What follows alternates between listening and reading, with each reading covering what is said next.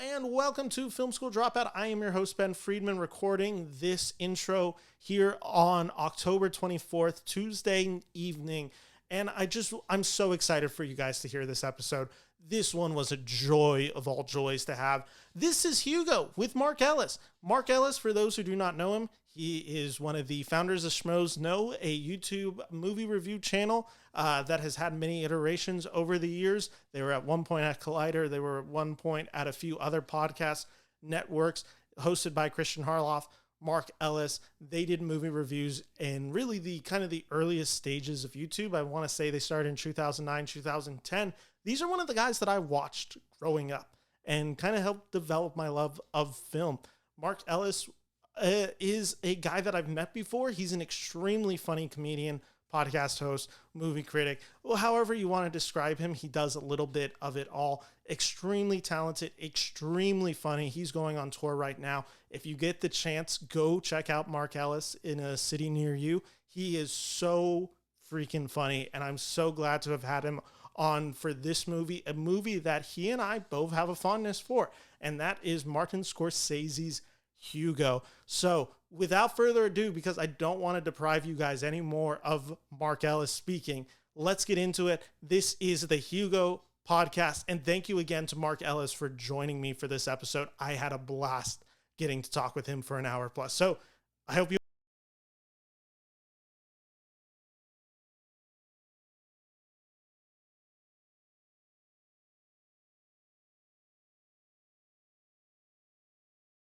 and welcome to Film School Dropout. I finally decided a name on this podcast after recording like 20 plus episodes. It's changed basically every podcast that I've recorded, but we're sticking with it. It's Film School Dropout. We're talking Martin Scorsese. And today I am so excited to have this guest on. I should just introduce myself real quick. My name is Ben Friedman, film critic. Joining me today is comedian, podcaster, YouTube legend, someone who has been played on my car radio an obscene amount of times just by accident. Not that I don't enjoy your stuff. It's just, I don't know if you have it. I have I think it's 2009 comedy special that posted to iTunes. Yeah, Get to the Castle. Came out I think 2011 or 2012, something like that. So, yeah. Yeah, so here's the story of that. So I downloaded it on iTunes, right?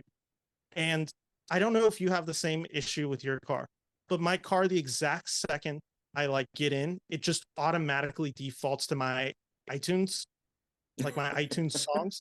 And I only have two, I think, albums on there. I have Bo Burnham's first album, and I have your stand-up special.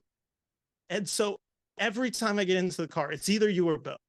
That's good company to be in. And the issue I have in my car, which has the Apple CarPlay and stuff, is the only time something like that happens is I don't listen to a lot of my friends' podcasts at all. I primarily listen to sports podcasts. But if I happen to just jump in, let's see what Knapsack's talking. Let's see what Harloff's talking about today.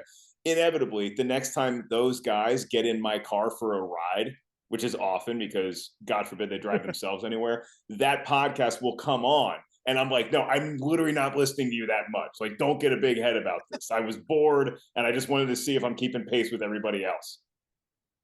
I should just introduce you to the world.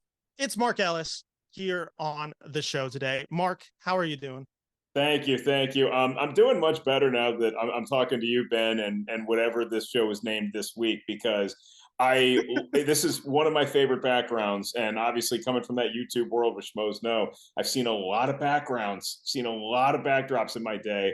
I don't know that I've seen a bobblehead collection that's Sacramento Kings based as incredible as the one I'm looking at. I mean, I see Stojakovic, I see Mike Bibby, I see Weber. I'm looking for is that Scott Pollard? I think I see. Where's White Chocolate Jason Pollard Williams? Is he in there? Let me see. So back here, I'll just pull it out. Why not? There it is. Slam Magazine Rookie of the Year one, Jason Williams, which is one of my favorites that I own. That is You talk about a collector's item, man, because that was right when I was like seriously hooping every day. I was either in high school or college, playing ball all the time, organized pickup, you name it.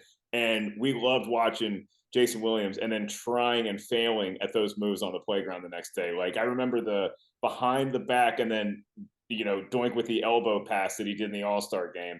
That was just still something that every time I'm on the court, I try to recreate it and it never goes as planned.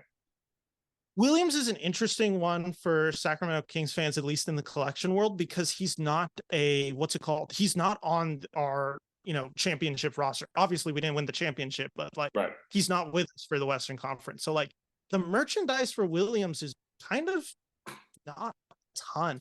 Like, you get your Webers all the time. I have this rare one. I don't know how familiar you are with Sacramento. It's a Chris Webber one, Yeah. and it is from his restaurant that he opened up in Sacramento that went defunct like maybe 10 years ago. I think Wow. that's a really rare one. And then I'll show it to you real quick. I'll move my camera. I don't know if you can see it well behind the lights. That's a 3-foot Mike Bibby bobblehead Wow. signed by That's Mike Bibby. great. Really?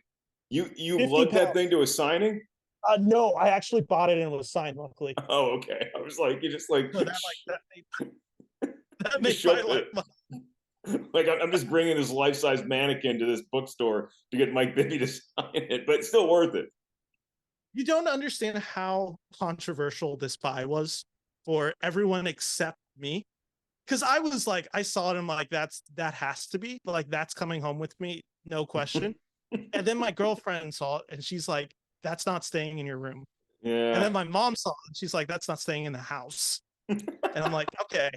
So I'm like, I have it delegated into my desk. And obviously I don't know where to display it behind me. So he's just kind of delegated to behind the closet, lurking, wearing my Sacramento Kings gear.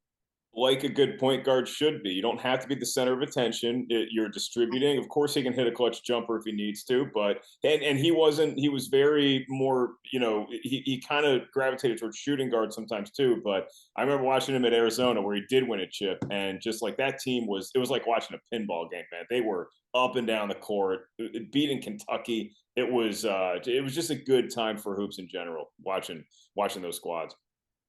This is exciting for me because I now have a guest on my show who can actually properly talk sports. Because I won't name any names, but I've definitely had people who do the Bill Simmons type thing where they'll try to like reference, like they'll make a sports analogy, and I can just tell right away you've never watched sports in your life. Yeah, and you And have to appease them. It's kind of like if you're on a first date and you find out she's never seen Back to the Future or something like that. You kind of have to go through the motions, but inside yeah, you're dying a little bit. it's a little painful to do it, and especially when they build on the analogy. But with that all said, Mark, you're joining me. I've been a fan of yours for years. I'm trying to think. I doubt you remember this. I've met you, I think, 2 or 3 times in my life. Because before I was a critic, I was obviously just a kid slash in college. So I went to, what year was it? The 2019 Schmodown Awards in Oh wow, at the comedy club. I was the first person there, just randomly, like, because my Uber dropped me off like 6 hours early because I just got off the plane. So I think we talked for like a fairly good amount because it was me outside the comedy store and no one else for a good like 4 hours. that's hysterical. Then I definitely did talk to you, and I remember that because especially if we're doing like a show like that, or if like it's a theater and I'm doing it, I mean, usually fans are pretty good. Like they get there on time and all that stuff. But I like getting to the venue super early so I can get in and before there's a line or anything. So, but yeah, I think we saw you out there, and it's like, all right, well, this might be the only guy that comes. So let's make sure Yeah. we make him feel welcome. But yeah, that was it was a great time, and I think back on those days with just nothing but great memories of doing the Schmodown. Yeah, and it's been exciting because I've had a handful of guests who have appeared on the Schmodown who are appearing in this series, which I should just mention, we're talking Martin Scorsese for this.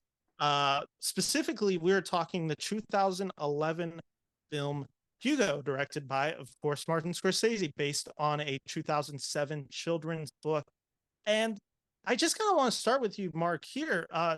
Obviously, I know who you are. I know kind of where your movie fandom lies and all that. What's your relationship specifically? Because I don't know if I've ever really heard you talk about this with the man, the myth, the legend himself, Marty Scorsese.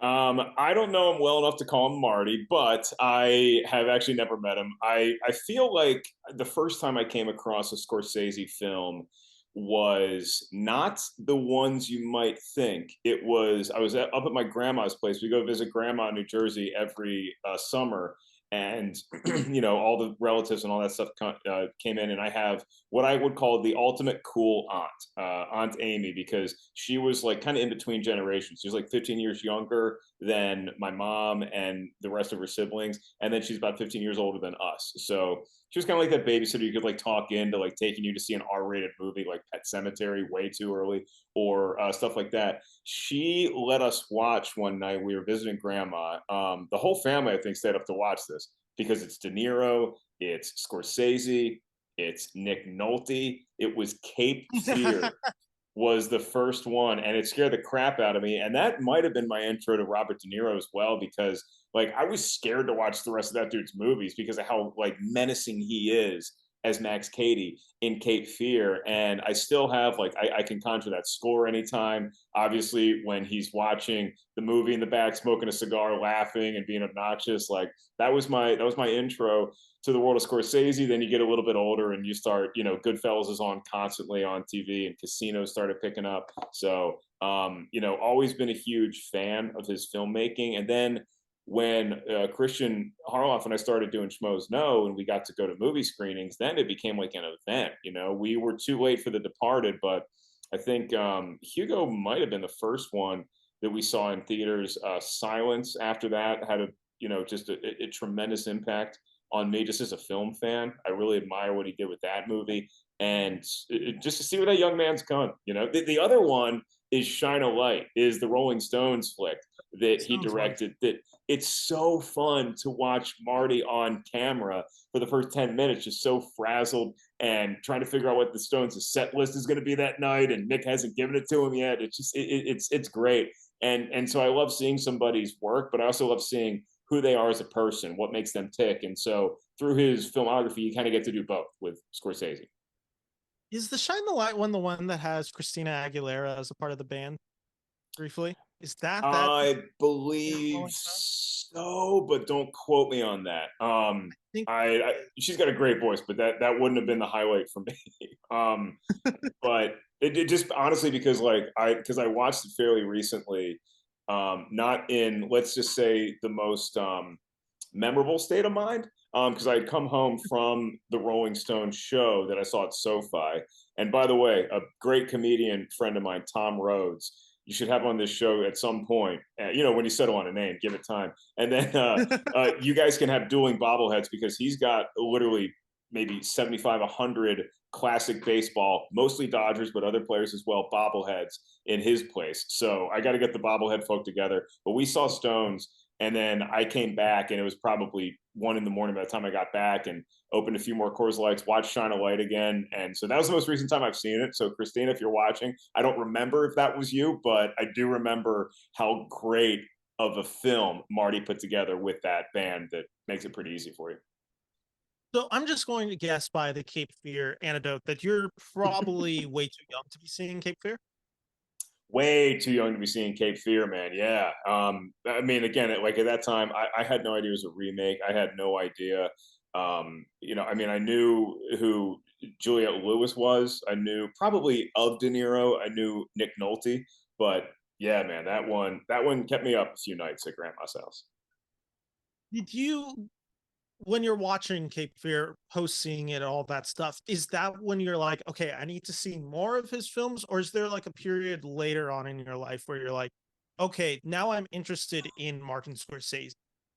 Based on how much that movie scared me, I was like, I need to see less Martin Scorsese. I never need to see another movie from this guy again, because I'm afraid De Niro is going to come into grandma's house at 3 a.m. But then, you start to appreciate the craftsmanship that goes into it. And there was probably the release of Casino, like reading about it. I didn't see Casino in the theater when I was like, 13, 14, 15, somewhere around there. But I remember seeing like this is an event. This guy makes movies that you have to go see. This guy, you don't like wait to rent to see these movies. That was kind of how Casino introduced me to the legend that is Martin Scorsese. And then I'd go back and watch movies that either my aunt recommended to me or intrigued me, like Raging Bull and The King of Comedy. Obviously, for somebody who wanted to grow up to tell jokes or at least like being funny at that time, I hadn't even like declared to myself I want to be a comedian. I just liked late night and I liked comedians. And so watching that movie, that was probably the film, more so than Goodfellas, more so than Casino, anything that's come after, where I watched that and I was like, this Martin Scorsese guy is one of the great directors that we've ever had. Yeah, it's always an exciting period I find with like Scorsese in particular is when you discover him, but two, like when you discover what I would almost call like the offbeat Scorsese titles, right? Mm-hmm. Like we know the Goodfellas, we know the Raging Bull, we know Taxi Driver, we know Departed. It's the most one that I had with Scorsese was being like, all right, what's this After Hours about? Like, what's King of Comedy about? Like all these smaller Yeah. kind of like his dark comedy phase is probably my favorite phase of Scorsese, where he's just, king of comedies, After Hour, like just back to back. Then, follows it up with The Color of Money, which is not a black comedy, but just, another just like 80s gem that's kind of gone underrated in the lexicon of Scorsese. And with that all said, you mentioned going to the the screening for Hugo 2011. What's the excitement in the room? I was more curious than anything else. I mean, by this point, obviously, I was a fan of Scorsese and celebrated most of everything I'd seen from his catalog. It's not like I'd ever seen a Scorsese film and said, "Oh, well, that was a dud, that was a misfire." At that point, and going in to see Hugo, I'm also thinking like that movie came out in early October. That would have been when the screening was, and so it's still Halloween, but there's a holiday spirit about, you know, and that's Mm. what that's like, the weather's starting to change a little bit, the air's getting a little crisp, so going into a movie theater, like that's my favorite time to see a movie. And it doesn't have to be a horror movie in October, but just love going to see a movie, not when it's freezing cold, but just like you're starting to get a chill in the air, there's no football game on that night, let's go see a movie. And this was actually right around the time that I was missing a lot of screenings because of my celebrated intramural basketball career out here in LA. We did win 4 championships, but this was one that I missed the game to go see because it was like it was this was a primary point of focus for the Schmoes and for me just as a film fan. And so going to see Hugo, there was a curiosity though because I really didn't know much about this movie I was going to go see. I didn't know what the premise was. I had no idea what was waiting for me. I knew of Ozzy Butterfield. Obviously, then you have Sacha Baron Cohen. I was excited to see, and Ben Kingsley and what have you. But man, this movie, I had no idea what I was in for. I have a really embarrassing story that I'll admit on air right now with the film Hugo. I haven't seen it, and I had never seen it until a few weeks ago. It was just for whatever reason, it was one of the ones Wow. that I had missed. And so when I'm scheduling this podcast out, I message people, right? Like trying to get them kind of same way I did with you. And so I reached out to somebody. I won't name the name, but like a pretty big name in the industry. I'm like, you know what? I'm gonna shoot my shot here. And again, never seeing the movie, I just always thought it was animated. I don't know why, but I always thought it was animated. So I messaged the guy, hey, I know you're a big animation guy. You want to jump on for Hugo? And then he blocked me. Wow. Okay, after we finish recording, and Yeah, make sure you hit that button. I can't wait to find out who it was because I'll you know if I know them, if I know them oh, at you all, know, I'll get them to unblock you. I promise.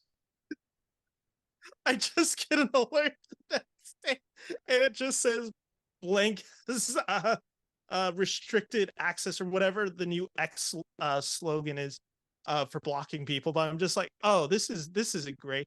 But so that's my experience with Hugo. It was this movie. I think it's because Adventures of Tintin comes out, I want to say the same month. Spielberg's Tintin. Yep. Yep. In my head, I think I thought they were both animated films.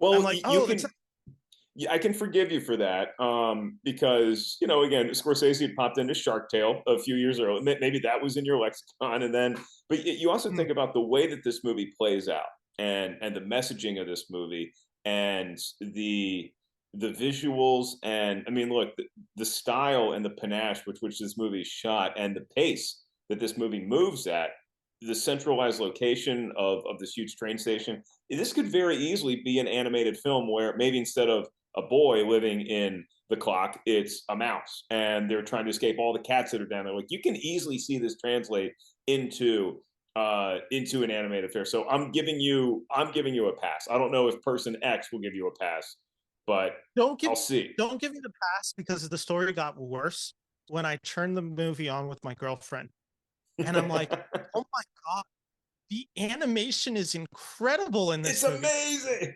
And she looks over at me and she's like, it's not animated, you dumbass. And I'm like, what? And it blew my mind. We were like 5 minutes into the movie. I'm like, oh yeah, these are all live actors. Okay, you know what? I actually am going to have to block you now for that. For Yeah, no, it's completely fair. But that's my relationship with this movie. I've seen it twice since initially seeing it a few weeks ago. And I'm excited to talk about this movie because it's a very different type of movie for Martin Scorsese. And it's also so weird to think of where it exists within Scorsese's filmography. Yep. It's 2010 Shutter Island and 2013's The Wolf of Wall Street. And it's just like in the middle is the most friendly kids movie that Scorsese has ever made. It's a PG movie, very fun for younger audiences. It's very bright. It's very exuberant. It is, by definition, it's a kids movie. And he's never returned to this. No, and it's definitely not Shutter Island, which that reminds me. I think Shutter Island was the first Scorsese movie that we saw as Schmoes, which is also fun to rewatch and just kind of pick up clues along the way. But with Hugo, I consider it, and I was watching it again last night, and I was thinking it's one of those films where I do everything I can to go visit my family during Christmas, and this feels like a holiday movie, even though it isn't commercializing any of the particular holidays. It just feels it's snowing, it's winter, and there's just some little, kind of teases and hints and shots that this might be during a holiday time. So I actually think I'm going to show it to my mom because we always watch a holiday movie, many during that time of year. And I kind of consider this a holiday movie more than anything else. I totally understand that reasoning because when watching this movie, and I think it's really the color palette of this movie, it feels very much Christmassy Sure. in the sense of just even the way the lights are just shot in this movie, and I think one of the aspects of it, I'm blanking on the actual cinematographer's name for this movie, but he's Oliver Stone's cinematographer. He worked with him on Platoon, Born on the 4th of July, JFK, most notably, Robert Richardson.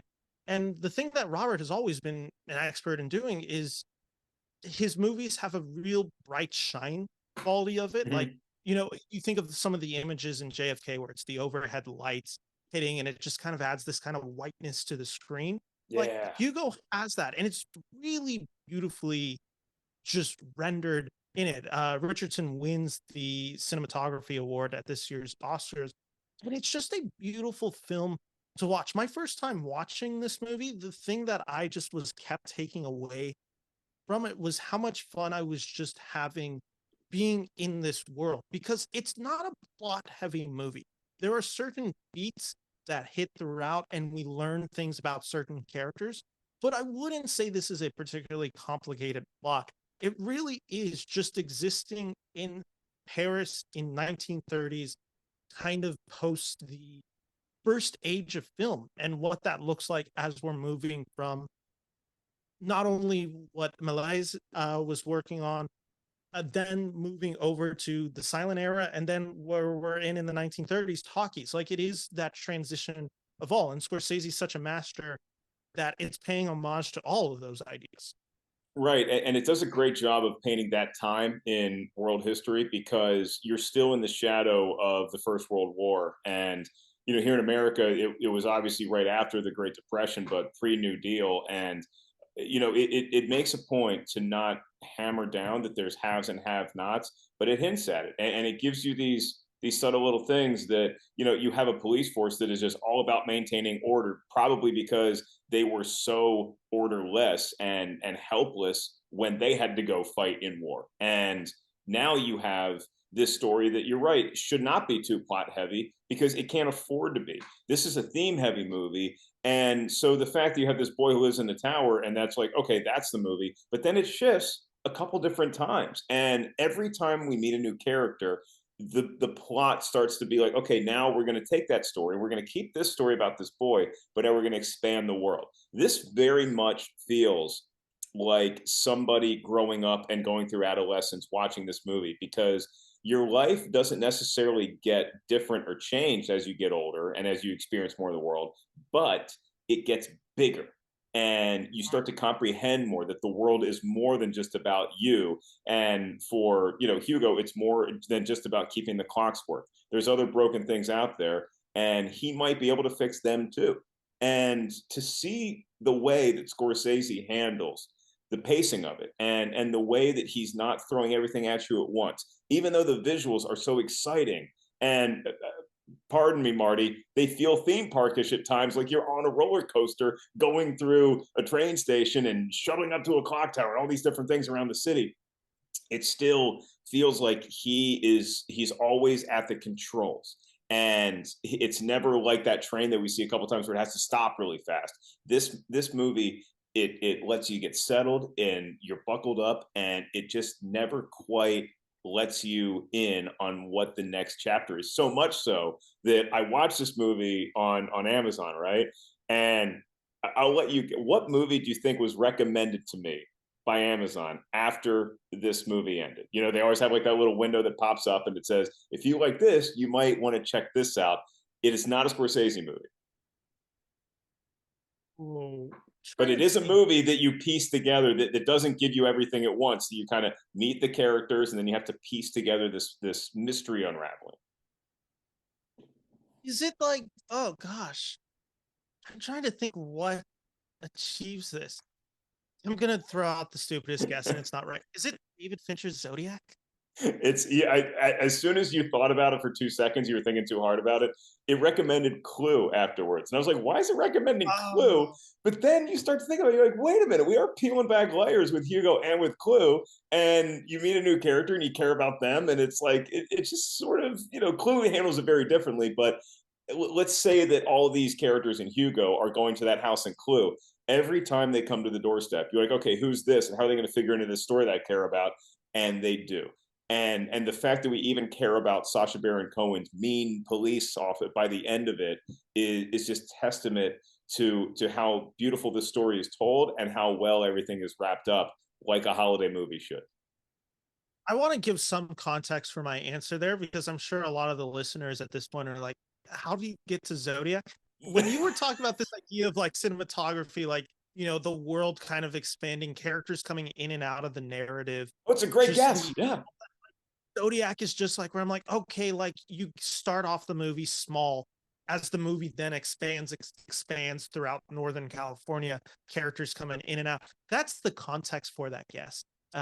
Which I guess at least I had the mystery aspect of it.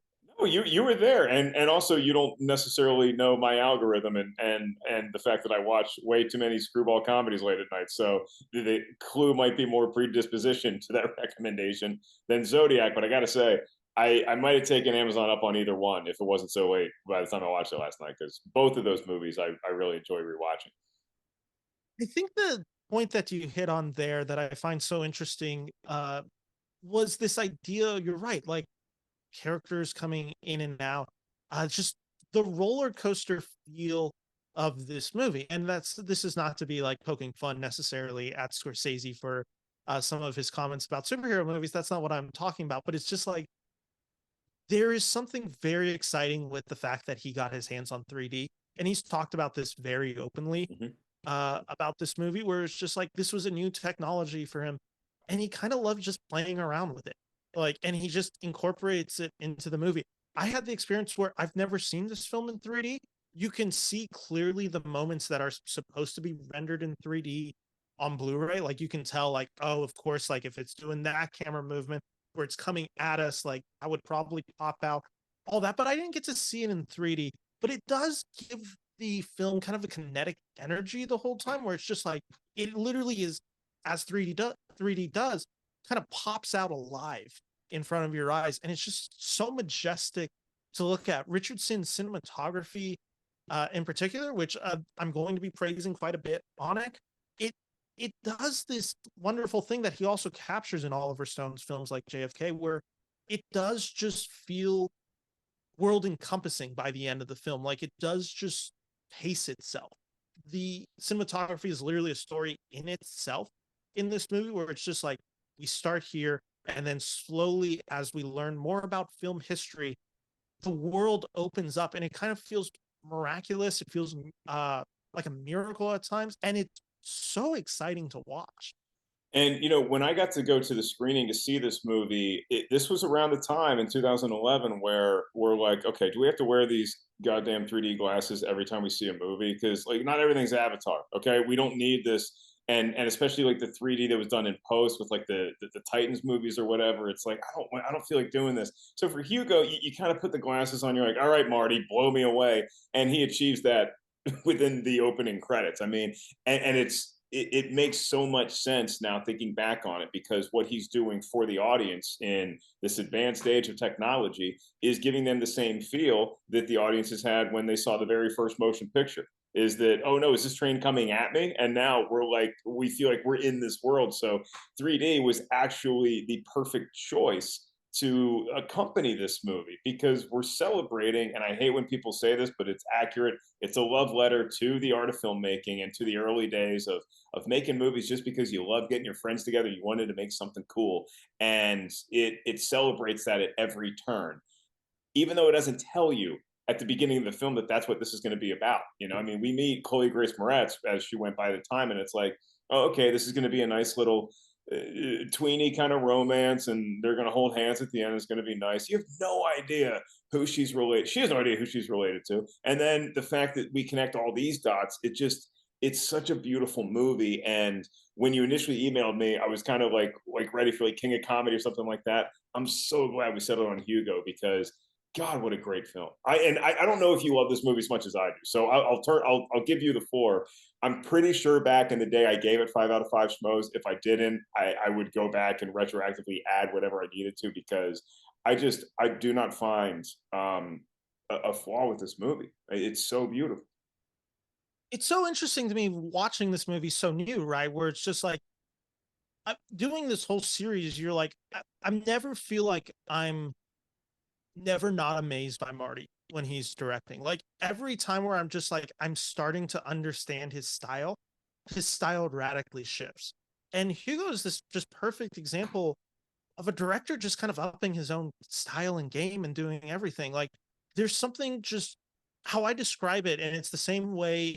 I don't know how you felt about this movie, but when I saw West Side Story a few years ago, Spielberg's remake of it, I was just like, this is a 70-year-old plus man directing like he's 35, like Mhm. directing like he is still a young man, and the energy matches that. And it's so just, it's so, it took me over watching this movie, where I'm just sitting there and I'm just like, I'm fully bought into the magic of movies. And that's essentially what this movie is. The visual effects of this movie are, of course, like gorgeous, and like it works so much in communicating the idea of who this artist George Malayas.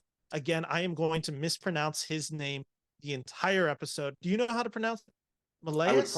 I would probably go Milius, but I again I took 3 years of French in high school, and I retained literally one question that is way Yeah, too forward to ask you. So I have no I'm terrible there's comedians are great at various things, and I'm not an impressionist. I'm certainly not worthy. I can't even roll my R's, and I've lived in LA for 20. Like I can't do anything right.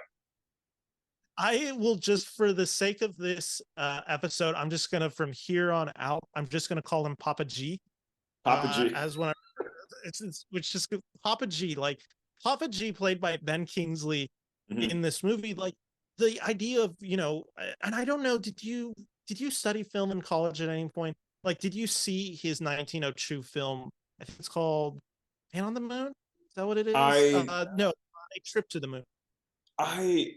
it somehow it made its way into my personal zeitgeist at some point before seeing Hugo, so I recognized the imagery. But no, I took like a film class in college just because I like watching movies, and I figured even back then I knew more movie trivia than most other people on the street. So I figured I could like skate by, and I think I ended up getting like a B minus, something like that. So it wasn't terrible, but I had no intention of being a film student, or certainly wanting to direct film.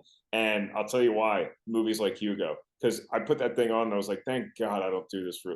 I can't imagine being a fellow director and watching something like that. And then you got to go direct. Like it hurts my head. Even watching what Papa G's movies were doing, it hurts my head to think about pulling all that stuff together. Like I'm best when I'm by myself, or maybe one other person with me, and that's it. And that's the show, folks. Like I can't pull off a production like that. And so, I mean, again, it's a marvel. This movie is the filmmakers way back in the day. They were the pioneers of this art form. Were just head and shoulders creatively above anything that I could ever aspire to be. I have the exact same like feeling watching these movies where I'm just like, this has to be so physically taxing in a way that I just don't understand. Like, I love when a movie feels effortful. Like where I like, Mm-hmm. obviously there are some directors who it's just like you can kind of just feel the effortlessness of their ability to just craft. And that is exciting, and it definitely has its place. And I'm definitely love movies that feel that way.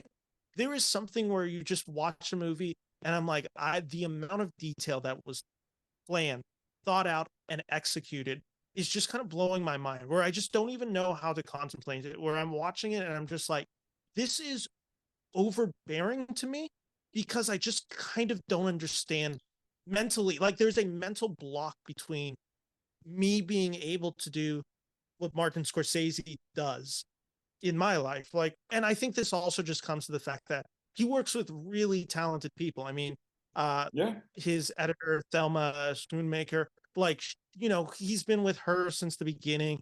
He gets people like Richardson in on this. He gets John Logan, who already wrote The Aviator for him. Like, he gets a talented cast of people to work behind the scenes with him, and that certainly inspires the movie. But it's also just watching it, I'm just like, I don't know how you achieve this slash how your brain is able to get to this moment No, this is because it feels not so an good. this isn't a reach. This isn't an overstatement. I feel more confident that I could pull off brain surgery on you better Mm. than I could make a movie like Hugo. Because at least with brain surgery, I could like go step by step. But like there's a creative genius to these movies that I can't even fathom. And I think it won the Oscar for best visual effects as well. And Yes, I believe. and again, you're like, wait, this Scorsese movie Hugo about a kid in a clock, that's going to win the best special effects of the year. And it's like, go watch the movie. It's something that I am looking forward to introducing my niece and nephews to, because I think they're going to get so much out of this movie. And maybe I had great movies to watch growing up, but I think this is something that if this movie hits you at a young enough age and at the right time in your life, this may really foster more creative passions inside the viewer. Hugo also just like gets to just coast on vibes to a degree in this, where you're just like, yeah, I just kind of want to be here, like watching. And I think it is largely due as well to the score of this movie, which is just when you're listening to it, Howard Shore's score, and it is just it brings you into 1930s Paris, where this is where we meet the character of Hugo, played by the actor Asa Butterfield. We meet him. He is this. We meet him with his father, played by Jude Law. Something happens to Jude Law's character. Now, Hugo is a essentially an orphan living in the most busy train station in Paris, trying to avoid being captured by Sacha Baron Cohen, who plays the inspector in this movie. Along the way, there's this robot mechanism that is left for him that is this clue that leads to the character Papa G. That's really broad understanding of this movie, but it's a good enough plot synopsis that if you've seen the movie, you're following me. Uh, I think the aspect of this movie that's like severely underrated when talking about Hugo is how good performances he gets out of kids in Hugo Yeah. specifically. Like they're both really good in this movie. Yeah, Asa Butterfield. I had thought that I couldn't remember if this or Ender's Game had come out first. This came out a couple years before Ender's Game, and Yeah, I remember. funny. I mean, you see him in Ender's Game, and you're like, this kid can act. He is transformative in Hugo. I mean, he's unbelievable, and he can do so much without talking. He can do so much with just his eyes, and Chloe the same way. And I'm glad you pointed out Howard Shore's score as well, because that does really help us out as the audience. It's very reassuring. It can get tense at moments, but it also lets us know, hey, things are going to be okay. Now it's going to get lighter, and we're going to have somebody walk in, and it's going to move the plot and all that stuff along. Like, our characters aren't in danger for too long in this movie, and so it's comforting in that way. But yeah, I mean, he Scorsese is just. I think going back to your point about the kind of movies that he's still able to pull off. It was DiCaprio, I think, when they were promoting Wolf of Wall Street, and he said that this guy is, however old, and he's still making punk rock, um, and that can mean any number of things, and that can, the fact that he can go to these different kinds of films. I mean, the fact that you can go from Hugo to Silence, and then to Wolf of Wall Street, and get the same amount of commitment from your cast. Everybody in the cast is amazing in this movie. Like, there's not a dud in it, and as a matter of fact, there isn't even a performance that I would say is just kind of okay. I mean, how great is Ben Kingsley, but also Helen McCrory as Mama Oh, Jean. God, she's fantastic. good in this. And Michael Mama J. Stolberg showing up. Yeah. Dualbar is so good in this movie as well. Like everyone comes to play for Scorsese, and I also think he is such a incredible director of actors, which is he's able to take the qualities of an actor that they're best at and dissect that and put it into the movie. Where it's usually they're Mm-hmm. working with their strengths, they're playing slightly at times against type. In some cases, they're playing type, but it's just this ability to just use all of the actor that is good and cut out all the fat that isn't Yeah. good. And that's what he does, because Sacha Baron Cohen is an actor that I love. And obviously, he's been in like some of the funniest films of all time. Like I will contend the True Borat films are legendary in their comedy. Mm-hmm. He's also been in like a handful of stinkers. And specifically when he plays a little bit more serious, he can do it well occasionally. And he can also just kind of missed the mark. And in this movie, he's playing serious while also being the comedic relief. He has a full arc about him, and it's really rewarding because you get him in there for, of course, to be a comedic relief at times, and his that doesn't undercut his arc. He is allowed to be funny, but it's not that he is a funny character the entire movie. Yeah, the laughs that he gets are shocking because of how menacing he is at the outset of this movie. So when he's locking up that other poor kid to send him to the orphanage, and he's talking to his buddy down there, and he's like, "Oh yeah, you got married, you're having a kid. Congrats. Wait, it might not be yours." And like just his lines, just as somebody who aspires to be funny on stage, watching how good Sacha Baron Cohen is at being evil villain for most of this movie, but also still making us laugh is incredible, because he's not making us laugh because of how evil he is. He's kind of this he goes from being this scary guy to kids to this mundane dude who's just trying to get through the day with his the metal thing on his leg and talking to his coworkers who he really doesn't care about that much. And it's like the fact that he minds any comedy out of this movie is phenomenal. The fact that he got like loud audible chuckles from me watching it again last night, it's just, there's very few folks who can do that. And you just mentioned Michael Stuhlbarg, who, if I'm correct, don't you have a weird relationship with him? If I recall from the show, you were like off the train for Stuhlbarg for years, if I recall, right? It's because, and I stand by it, it's because of Men in Black 3. I hated that movie, and I thought that his character as Griff, the extraterrestrial visitor, was so annoying. I Oh my God, couldn't, he's in that movie. dude, I hated that movie and I hated that character, and he was so annoying. And Freaking so, I'm sure he's doing the best he can with that film. I just, and I know some people like Men in Black 3. Okay, I just could not stand that I think movie. so. And I was like, this Stuhlberg guy, I can't do. And then I think it probably wasn't until it probably wasn't until Call Me by Your Name. I know that he's done great stuff since then, and he is a great actor. So now I'll say our relationship is great because I've never met Yeah. him. I adore that guy's entire filmography with one notable asterisk. Seeing him in Call Me by Your Name, I remember being like, wait, I think Christian might have told me during our review of Call Me by Your Name, he's like, yeah, but you know who else that guy played, right? And I was like, who? I need to see this movie. He's like, he was Griff the Alien. I'm like, no, it was like Yep. it was like Luke finding out Darth Vader's his father. Like I didn't want to believe it, but you see him in something like this, and it's like, God, he's so good. Yeah, no, he's so perfectly fit for Scorsese. And I think that's also kind of the quality that makes Scorsese the best is there's very few examples of characters being miscast in his movies. I think the unfair one to some degree, but also fair is Cameron Diaz in Gangs of New York just doesn't really work anything meaningful, but it's also like that's a studio note that is, Miramax saying we need a star in this movie to promote it. But like besides that, like it's largely positive in his casting.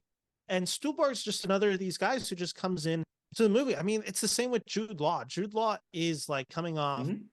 if this is 2011, I think that means he's had both Sherlock Holmes films at this point, because I think that's 2009, 2011. Like, like Jude Law's a name at this point, and he comes in to play for this movie for about 5 minutes, and he provides like the whole emotional heart of Hugo to start. The fact that this kid can go on this journey, basically trying to get answers for his dad, and the impact is felt just simply because it's Jude Law just crushing it for 5 minutes.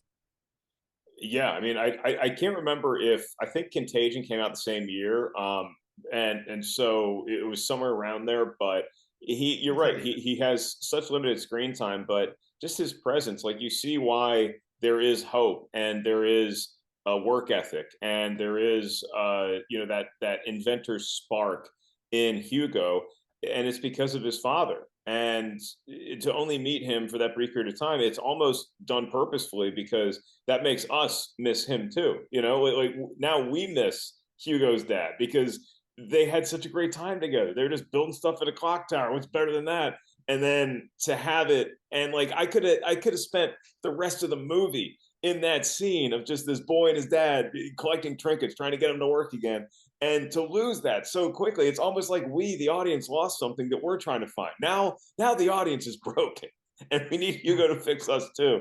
And yeah, I mean, he's everybody that pop. Emily Mortimer's great as this sort of, maybe kind of love interest if Sasha Baron Cohen ever gets the rocks to just walk up to her and talk to her. There's so many characters that you see. The guy from Harry Potter, his name escapes me, but he's so good in this oh, too, just in a tiny role. Richard Griffiths, oh, Richard and Griffith. yeah, and Ray Winstone, showing up as you hope you get a good uncle. Sometimes you get the Ray Winstone character, Uncle Claude. Yeah, no, this movie's full of incredible actors, and we're like, it's always the tough challenge for the movie that we're both praising, where I'm like, we haven't hit the actual film a lot, but like it's the kind of the magic of Scorsese, right? Where we're just like everything about this movie like sings for me. Where I'm just watching and I'm like, every choice is the right choice in it. And like that's such a magical feeling to watch for the first time where you're just like, I'm totally in line with a movie. And like it, every scene kind of just gives you enough. Like it never feels stretched out, despite being like a little bit longer, especially for a kids movie. This movie is a little bit longer, I think at about 2 hours and 20 minutes.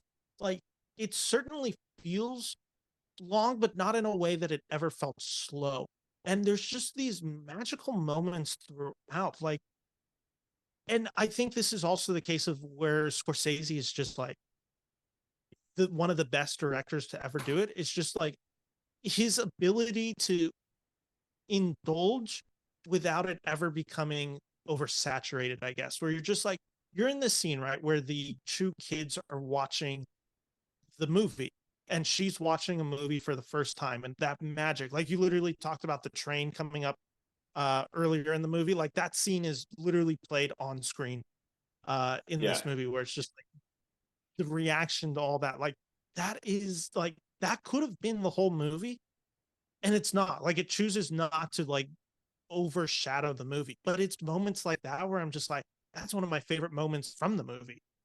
And I mean, I've given away a little bit about this movie.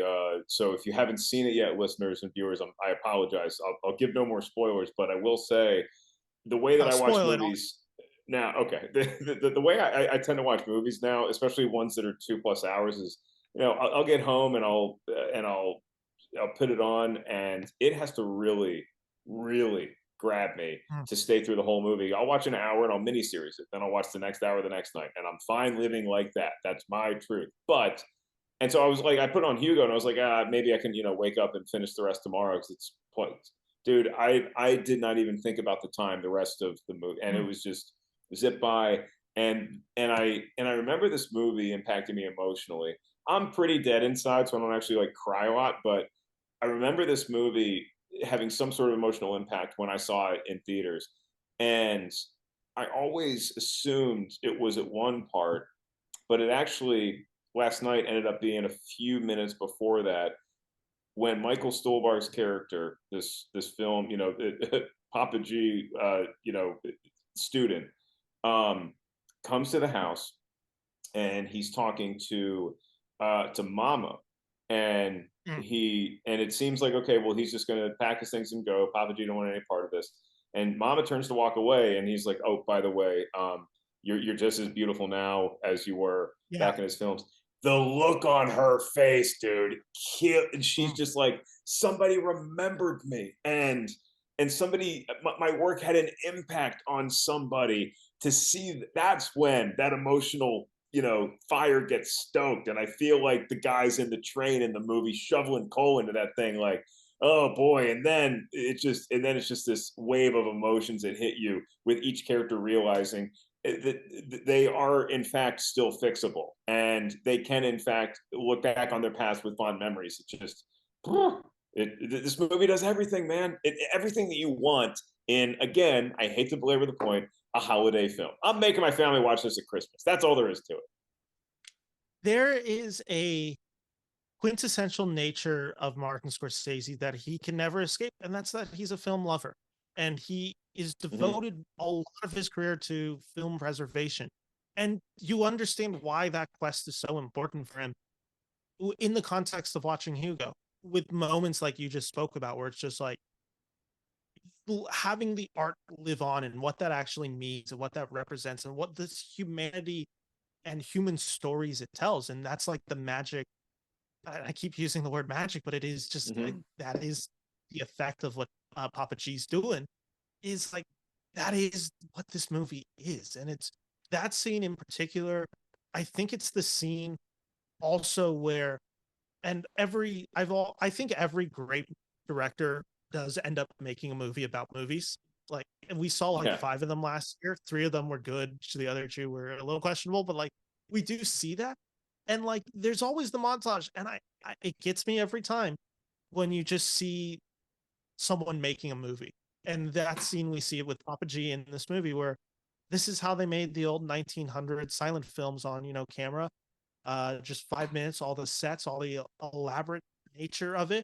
And then we kind of get through this montage where 30 years has passed and he's kind of just forgotten. And that heartbreak of that moment.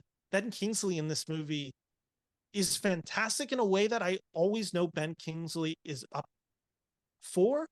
And it's also really exciting when you do get it, because he often will take a paycheck. He is also not an actor scared of getting paid a lot of money to just kind of be on set for a few days. So the fact that he's Yeah. in this movie, great. is just like, it's so enjoyable because when he's locked in, there's no one who can do what Ben Kingsley does and the magic that he brings to a role. It's just, there's a juice, there's a charisma to him, and there's just this, he's not the tallest of guys, but when he's speaking or when you see him, he does feel larger than life. There's an authority where there needs to be with Ben Kingsley, and he certainly can bring that. But then there's also this vulnerability that we, even when he's being, the tough guy, standoffish, doesn't want anything to do with this kid, you still see somewhere in there is a softness, is this spot. It's you're still finding the joy and finding the light, and it's hard to see in that character initially. It's hard to see in Sacha Baron Cohen's character, but there's a few times during the movie where you just see this little hint of humanity, that they aren't this as cold-hearted as the front that they're appearing to be. It's like looking at a kid in a really well-designed Halloween costume where, yeah, sure, you look like the Wolf Man, but there's a little bit of, I can still see it's a little bit you in there. And that's what Hugo's able to draw out through his story. And the way that this film is told by Scorsese, I mean, going going to your love of the NBA. I mean, this guy is the LeBron of filmmakers. There's nothing he cannot do on a basketball court, and there's nothing that Scorsese can't do behind the camera. Yeah, no, it's pretty incredible because even in this film, there was just like, I the thing that has made Scorsese so interesting to me is, of course, like some of our directors really love working in mystery, like where they really do enjoy the kind of illusion of we'll never fully understand them. They want to keep us like kind of a distance. Scorsese, if you watch any movie or interview, behind the scenes interview for movies is what I'm trying to say, like about him, or any interviews that he's done on Letterman throughout the years, like you ask him a question, he'll tell you every second of what he framed in that scene. Like, even just like I watched this interview that came out from the year Hugo came out. I found it on YouTube. I forget. I might have been GQ. I might have it wrong. But he's breaking down he's like, oh, okay, this shot right here where Hugo is hanging off the clock, like that's of course based on, I believe that's Buster Keaton's stunt. I don't think that's Chaplin. I think it's Keaton's stunt. And then like he's like, oh, this scene right here, like this is from the 1901 like movie that I watched in college, like all this stuff where it's just like, and he talks about it quite openly. He's like, I steal from the other directors as well. Like, Raging Bull, of Mm-hmm. course, has the famous example where the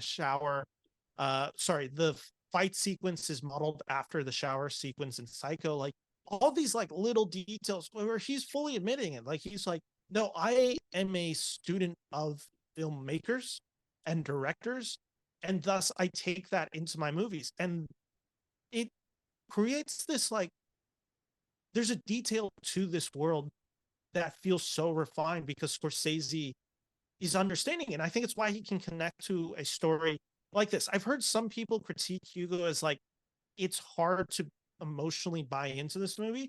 And I think that's a weird criticism for this movie because I actually think this is about as relatable of a movie as you can get in. Of course, everyone's like they can have their own opinion on it, but this is a movie that I actually think is so easily digestible, and it's so easy to relate to because we all had that moment growing up where we're just like, what am I doing here? What's my purpose? And look at this new world that I've discovered and what those revelations mean for myself and how that affects the world in general, but more specifically, how that affects me growing up and what that means. And we've also all had that loss in our life. Like eventually we all come across loss and coping with it. And I think this movie is a fantastic exploration of all those themes. Yeah, I mean, obviously, for me, the buy-in at the time was easy. I lost my dad the year prior to seeing Hmm. Hugo, but then you also have, like, I think for anybody, especially in the kind of the social media, world that we live in now, everything is so fast twitch. Everything feels so like final. Like, oh, this didn't do well. I'm done for. I posted this on Instagram and nobody liked it. I'm out. I'm never gonna work again in this town. Like for what I do, it's like I had a bad set. I'm never gonna get to go on stage again. To think that you lost, to think that you failed permanently at something, and to see that no, that it doesn't matter how long you sometimes have to wait. how tough it is to get there, who else you need to let into your life to show you that there are second chances and there is redemption and there is still joy in your past to be found. Like that's pretty damn relatable because we all want that. We all want Mm. that. And even at just the base level, most of us are never going to be a small boy who's been literally orphaned in a clock tower, but we've all felt like that kid where you're just kind of you're in here and you're doing your little thing and you feel very unappreciated by the world. Everybody in that train station is looking at these clocks and they're relying on these clocks to tell the time. And he gets a window into everybody else's life, but nobody really knows who he is. You feel like you're doing so much work and you're not being sung. Your praises are not being honored, and we all have those kind of feelings from time to time. And so to see it just, play out in such a rewarding way for a change Mm. in a movie like Hugo. I think it's an endlessly relevant kind of storytelling that we get. So bad news, Mark. I think our time has like passed in the sense that I don't think you and I will ever be able to be orphan boys living in a clock tower. So I think we're gonna have to strike that one off the list for both of us. I We're think we're just broken. I think if we go to Paris right now and just hang out in the clock tower, we just get arrested really quickly and no one finds a cue. It's tough. I think there's a great story. I think it's Jeff Foxworthy who wanted to be an Atlanta Braves ball boy so bad when he was, and he never got the chance. He started making some headway into being a comedian, and he ended up getting to be the bat boy when he was like 29 or something like that. Like he wasn't famous. Jeff Foxworthy might be a redneck yet, but he was like on the Tonight Show, I think, once or twice, and he wanted to be a bat boy so bad he got the opportunity. And he said everybody on the team was looking at him like, "Who's this? Who's this old ball boy that we have?" And it's like, you just really want to be a ball boy for a day. So the dream is still alive, my friend. I had that moment recently where or at Golden One, they gave like the opportunity for someone to take a free throw. And I'm like, I got the opportunity. I'm like, yes, I'm gonna go out there like Golden One, like center stage, like Kings are practicing on the side, like I'm gonna do it. And I just miss horribly, like no net, nothing. Just like and I feel the deflation because like it's at the I think it's pregame. I think it was pregame when we did it. But so like the arena isn't full, but there's people in there. And also specifically, like I know for a fact De'Aaron Fox watched me miss that shot, and I now Yeah. have to live with that. So my dreams are crushed.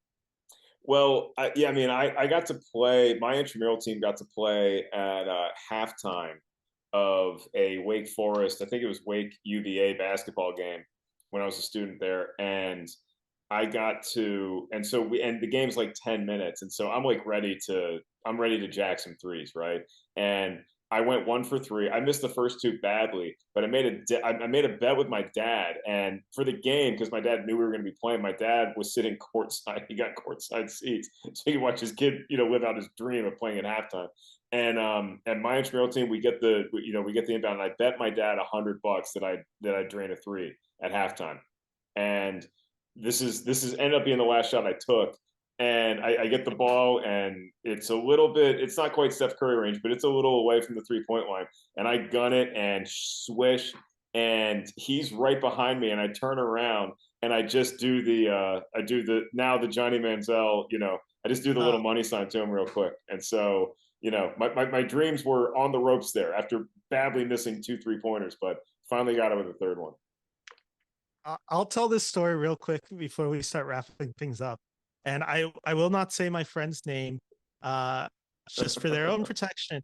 But when we were in elementary school, we did this thing where we would play we would sing the national anthem for the Kings, right? Like you'd go out there with the choir, you'd sing the national anthem, and they'd occasionally let you like before games, like three, all that stuff, like they'd let you play around on the court a little bit, like get a few shots up, whatever. Awesome. I had a friend shot it from 3 point, and it ended up hitting a Kings player, and I do not remember which player it was, and he went out injured for that game. Really? Wow. We Talk about lost that bad game. luck for the home team. We lost that game. And like I think it was a starter. I really want to say he entered a starter for like 2 games. Oh, you got to investigate that, man. I would never I let my. gotta find I'm out what mean. year that was, because that was, I think it would have been like 2009, 2010 season, because I want to say LeBron was in his last year at Cleveland. Because I think we played Cleveland that night. I think, yeah, because I performed the national anthem in front of LeBron James and Shaq, which I didn't That's realize the pretty awesome. significance until I was older. But yeah, no, it was that game. I'm pretty sure it was that game that injury happened and we lost the player. That's hysterical. I would never let It my was friend live that down. That's great. so, but with that all said, is there any kind of final thoughts you have on Hugo before we just get to the last few questions to wrap up the show? I feel like Hugo is an underrated gem in Martin Scorsese's filmography. I think, when you think Scorsese, there's a few different types of film you think of, and Hugo may not be a family film, a holiday film, may not be at the top of the list, but if you're a fan of movies in general, obviously the history of movies, but if more so, put all that aside, you just want to see a great story with positive messaging, wonderful themes, celebratory atmosphere in the hands of maybe the most masterful filmmaker in history, you have to watch Hugo. It's that simple. You need to see this movie. Yeah, sorry, I fully agree. This is just a wonderful movie, and it's the case of with Martin Scorsese. This is another of those cases where I'm like, this is a 5 out of 5 star movie. Uh, and I probably wouldn't even call it in his top 10 for me. Where I'm just like, this is such an incredible filmmaker that like he has about 15 of these movies that I'm like, these are all timers, and like Mm-hmm. just his his work speaks for itself. And Hugo is just another example where I'm just like, this guy just kind of can't be stopped. Like there is Martin Scorsese could only ever be a director, and it's just so lucky that we get to live in a period of time where he's making films. Like that's the greatest joy of being a Yeah. movie fan, is the fact that every few years you get a Marty film, and when we no longer have that, like that's going to be a real tough thing to handle. But watching movies like this, like that's the comfort. Like this art will live on, and Hugo will live on. So that's kind of my final points on Hugo. So, Mark, before I let you leave, we're wrapping this show up, but I have 3 questions for you. So, we'll just start with the two that are kind of tied together. I asked you, who is an actor who has passed that you would have loved to have seen work with Martin Scorsese? So, they've never worked with him. You just would have loved to see it. And the second part of the question is, who is an actor still alive that you would like to see work with Martin Scorsese? Haven't worked with them before, just would love to see that actor in a Scorsese film. Um, I maybe some recency bias here, but I feel like Ray Stevenson would have just delivered such a powerhouse performance in something. Now he, and again, I might say a name that you're like they actually were in the Scorsese movie, but I know Ray Stevenson was in Kill the Irishman, but he was not in The Irishman. I feel like he's somebody who really just would have fit so well in that world. And the other actor that always is, I feel like, just undersung and so capable of lending a nice touch to a movie like Hugo or something else is an actor by the name of Hal Holbrook that I just like. He was in a movie called Water for Elephants, and I remember reviewing it, and like the middle of that, I think it's Reese Witherspoon and Robert Pattinson. Like it was very unmemorable, but it's Yeah. bookended by Hal Holbrook, and I'm like, God, Hal Holbrook, that whole movie should have been Hal Holbrook, and Mm. so I would have given him the Scorsese treatment. He may have been in one of Scorsese's movies that I just forgot, but those are the two names that immediately popped in my head when I saw that question. Um, In somebody, honor, oh, yeah, sorry, keep going. no, I was Uh, going to say is somebody that is still alive that still has a chance to work with him. I've always been a huge fan of Dane DeHaan and the talent, and I saw him. I just finally saw Oppenheimer. I saw Barbie, and then I waited a good 3 months to see Oppenheimer, mhm. and that was my most anticipated movie of the year, and I waited so long to see it. But I'm glad I saw it, and I think really anybody in that cast is they were all so great, but I think Dane DeHaan really is somebody who could get a big boost, and I think could help a Scorsese movie. I like both those picks, and Dana Hunt is really good in Oppenheimer, like really good in Oppenheimer. I'll give two picks real quick. In honor of you, I'll do both comedians. So I'll go with an actor who has passed. Robin Williams. Obviously, just would have been Oh incredible yeah. in a role like this. Like I just like what he'd be able to accomplish, and just like I think Williams was a really great dramatic actor, and not all the roles he picked for himself were necessarily what I would call what his strengths were, but I think Scorsese would be able to pull the humanity of Williams, like in a role like Good Will Hunting, where I think that by far Williams' best performance as an actor is just him in Good Will Hunting, and I think he would have been able to deliver a quality performance like that. Again with Scorsese, and he gave a lot of great performances. That just would have been one that I would have been excited to see. The other one is I want them to make a movie that I like again, and it's been so long, and I just want to see what Jim Carrey would look like in a Scorsese title. Like again, this is also an actor who like he is so well utilized occasionally. Like obviously like his comedies, like so many of the early ones, like he's such a character actor at his core, like Ace Ventura, Dumb and Dumber, like Mhm. all that. Like that's the incredible stuff. But then like you see a role of him like in Eternal Sunshine of the Spotless Mind, where it's just like I think that's the full experience of Carrie bringing together the comedy and the heart and the humanity. I would just kind of love to see him like give himself over to creative like Scorsese, which he's been so resistant of doing for it feels like the past 20 years. Like I'm trying to think of the last time he really like went away from comedy. It was probably the number 23, I think was probably the last one that I can think of. Maybe I Love You, Philip Morris a little bit. Yeah, But like it's just, I feel this because both him and Robin could like walk that line of darkness very well. And then right below that, as far as just missed opportunities, I would probably say because I feel like there were great dramatic performances in them, but they never got to that point in their career, would be John Belushi and Chris Farley.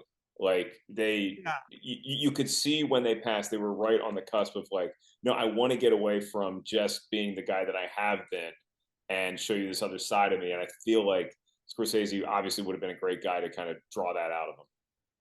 same with Candy. Candy was another of those guys who was just like, and he had JFK Yeah, luckily, but it was just like I think post JFK he would have done a lot more roles like that, but he sadly passes away shortly he's a post. phenomenally underrated actor. Yeah. So good. So with that said, one last question for you, Mark, and probably the hardest question I will ask you today. Your top five Martin Scorsese films. Let's start five and go all the way up to one. It's the toughest question we're going to be asked all year. I mean, it's, it's subject to change, but um, I think I would probably have to say as follows. Taxi Driver is going to be my number five. Um, then the number four spot is the one that I was kind of like, do I go here? Do I go here? I'm gonna put Raging Bull at four. Hmm. Um, I'm gonna do The King of Comedy at three. I'm gonna do Hugo at two, and I'm gonna do Goodfellas is one. No surprise there. I think some people might be shocked at how high Hugo is on the list, and I just find Hugo to be a movie that if all things are equal, I feel like the nod to cinema, it gives it just a Hmm. slight bump over those other movies. But with Scorsese, everything is an honorable mention. Everything is an. I got this close to putting Silence in there over Taxi Hmm. Driver, but that's a top five that I can sleep well at night. And if anybody pokes a hole, they're like, why do you have Hugo so high? My simple answer is go watch the movie again. Yeah. Yeah. No, I think that's a great top five.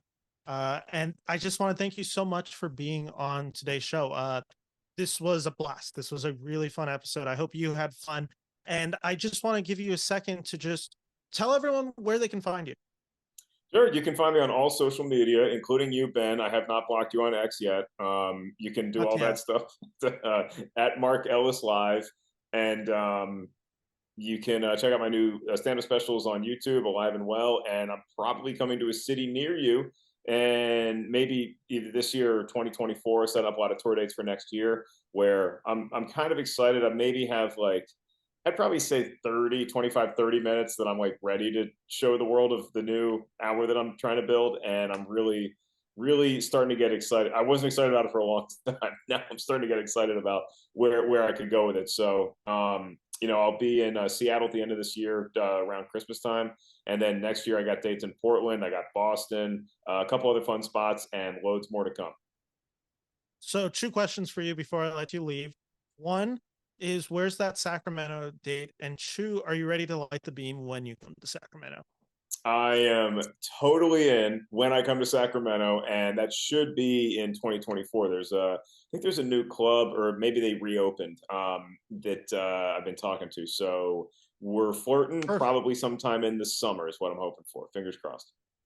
Perfect. Then I hope that I will be able to see you then in person. And I just want to thank you so much for coming on this show, for talking Hugo with me.